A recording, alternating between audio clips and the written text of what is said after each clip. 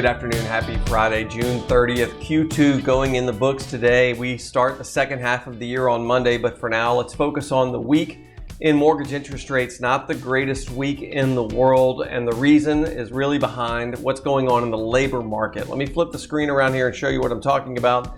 This was yesterday. The mortgage-backed securities market, red days are bad days. That means interest rates are headed up. Green days, good days. That means interest rates are improving. We've gotten a little bit of a rebound today, although it's still early.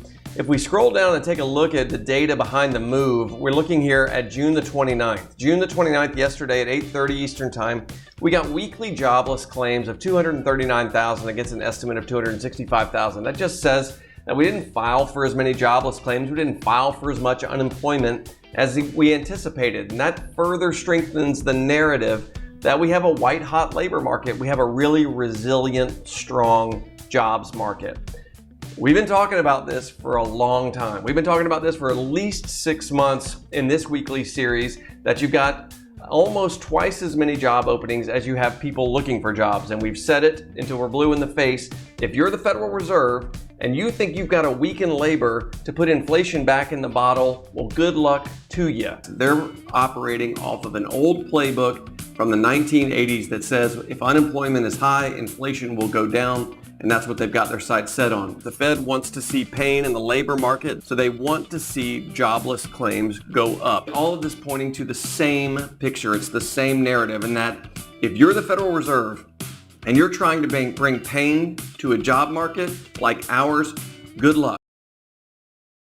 Because how are you going to weaken a labor market where you have almost twice as many job openings as you've got people looking for jobs? It's just not going to be possible. And we see that here this past Thursday with these weekly jobless claims, that even though the Fed has raised the Fed funds rate 500 basis points in a little more than a year, we still have a white-hot labor market. So is it really working? Is the plan really effective? Is it a good plan to begin with?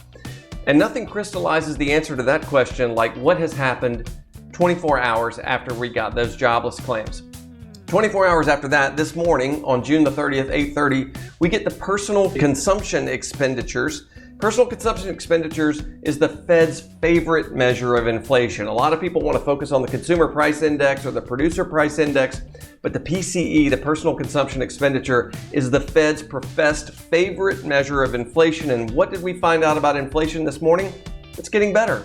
The month-over-month inflation reading is 0.1 against an estimate of 0.5. The core PCE number, which strips out volatile food and energy, came in below expectations at 0.3 versus an estimate of 0.4.